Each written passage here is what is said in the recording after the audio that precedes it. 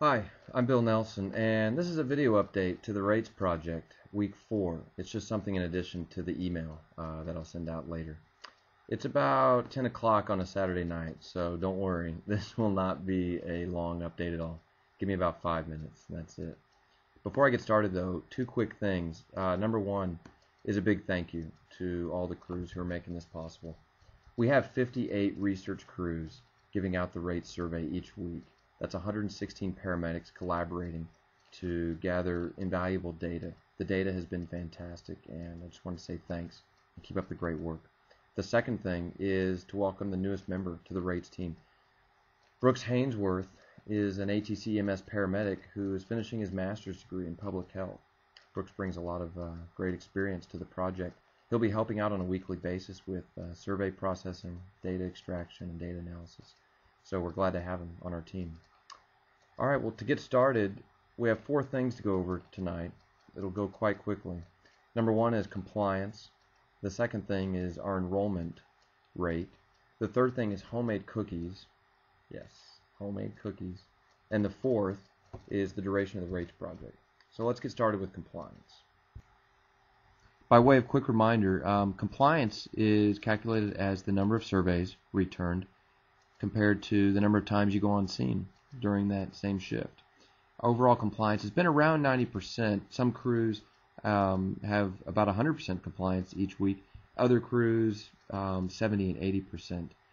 I think what gets crews more often than not away from 100% compliance is their relieving crews not logging themselves on to the MDC before taking a call or two. So when we go to run the CAD report, it looks like you ran an extra call or two when in fact it wasn't your shift, it was your relief running that call or two. So maybe keeping an eye on the MDCs and log-ons. Other than that, compliance has been good for the most part, so keep up the great work there. The second point we want to cover is enrollment and our enrollment percentage. It's been a little low. Let's take a look here. So in week 4, so far we've collected 234 surveys, and out of these 234 surveys, only 46 of them were for patients who enrolled in the rate study.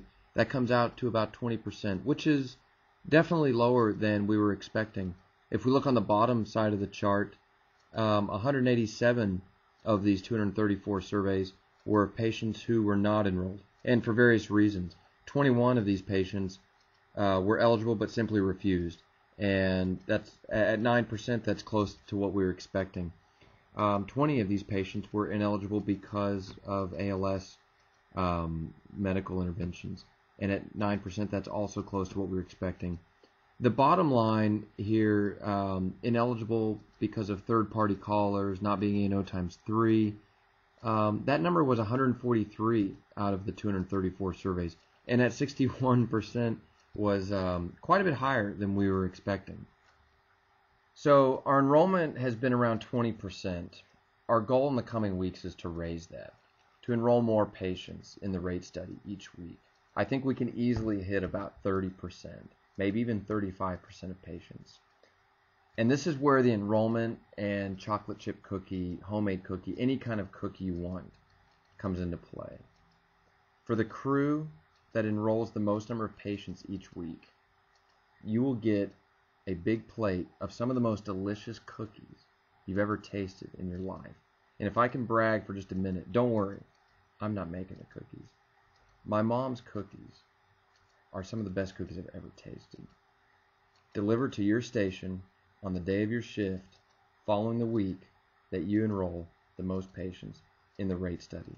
Now, don't forge any surveys, and don't enroll somebody who you've been doing CPR on.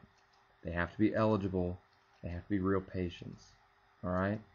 But this ties into our last point, the duration of the rates project. When are we going to be done doing this? And I know that's a question that several of you have had on your mind. When we designed the project, we designed it with an endpoint in mind. A number of patients that describe themselves as probably not having an emergency. We need 400 to 500 of those patients. And so far to date, we've gotten about 100 of those patients. So we need about 300 to 400 more. I think if we can increase our enrollment to 30, even 35%, we'll get those patients.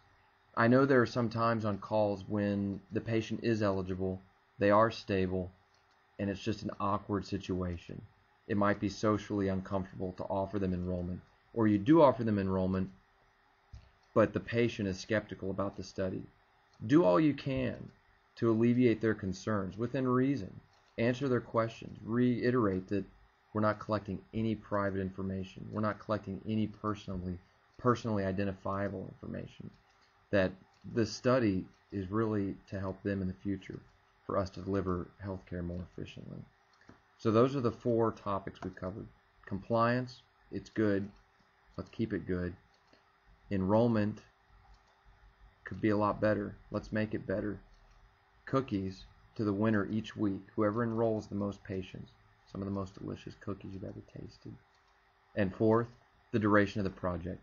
We hope it won't last beyond June, but our endpoint is 400 to 500 patients who self-describe themselves with question number 8 as probably not having an emergency. So far we've gotten about 100 of those patients.